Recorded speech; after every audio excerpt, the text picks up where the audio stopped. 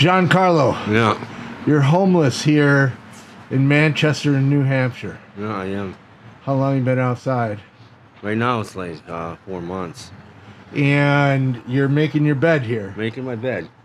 And just giving you socks. And you wanted white socks. I offered black. I usually don't carry them both. Yeah. But Black socks make your feet sweat more, and you don't want to have sweaty feet out here. And then if you do, you want to take your shoes off at night when you sleep. yeah.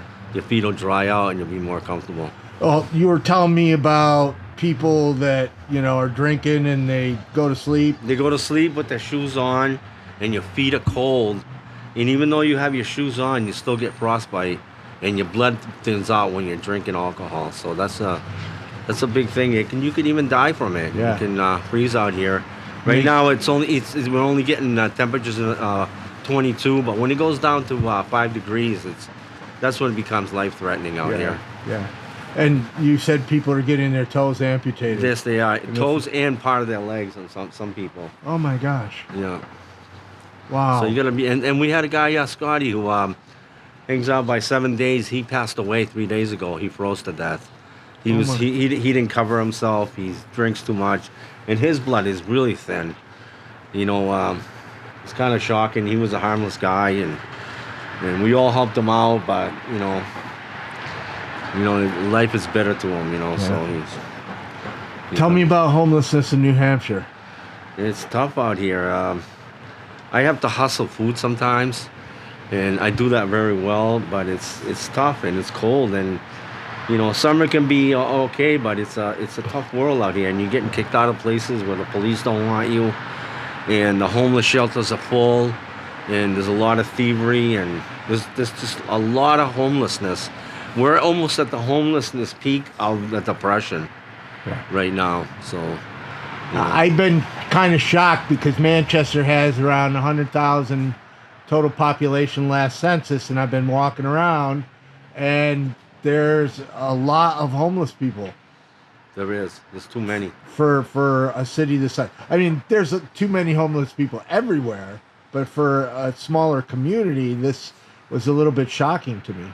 It is. The rent is too high. It's even going up in even these rooming houses, and people are using drugs to escape, and the drug use is making you come out here more. You don't pay your rent. You're not working enough, and that's part of contributing to the problem. Right. We all have our demons. Yeah. I don't have one. Sorry. I'm sorry, sir. Yeah, I mean, I have 28 years sober, but the reason I used was to escape pain. Yeah, and we all do the same. Yeah. It makes you happy for a little while, then it's all Then back there's to reality, and then it's just a cycle that just keeps going and going. Well, people don't understand that it's not a switch that you can't just turn off, right? No, we need help. Right. It's the you got to get to a point where you gotta know that it's time to help yourself. Right, but then there has to be help available. Right. Often when you want to go into detox or rehab, there's nothing open, and as you said, the shelters are full, and there is that, and there's also when you get out and you're still back on the street here, and you're back to the same thing. You're back. You meet up with the same people. That you gotta find another way to get away from that.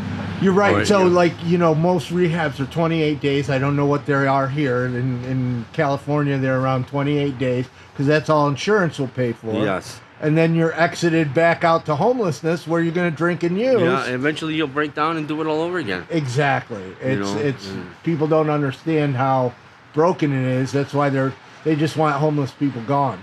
Right. So they're pushing for forced treatment, but there's not enough voluntary treatment. There isn't. It's a cycle that just keeps going and going. That's why you have people going in recovery 4 or 5 times, and they're always till one day they figure out how to get away from it, become stronger. Yeah. And it's always good to have Jesus in your life, and find that escape, that way. Yeah. So. Yeah. What, there's people walking by, looking at us, looking at you making your bed here. What would you want them to know about homelessness that they probably don't know? That I'm a human being just like them.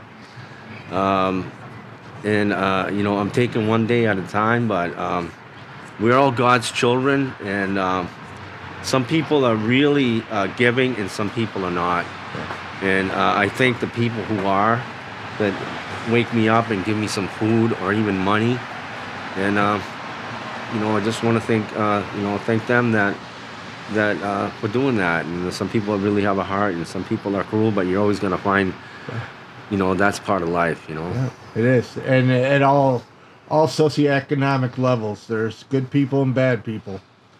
What gets me is often on the streets, people who have nothing are so generous. Right, they are. And I eat a lot of that chicken on the place right there, chicken in a basket. Yeah. And there's a lot of people that will help me get food there. And I do the same at Market Basket. Yeah. But Market Basket doesn't like me to do that. These people have no problem with it. Oh, good. So they're very nice, and it's nice to have that when you're really hungry. If you had 3 wishes, what would they be? Peace, homes for everybody, and a world of love. Thank you very much for talking to me. You're welcome, sir.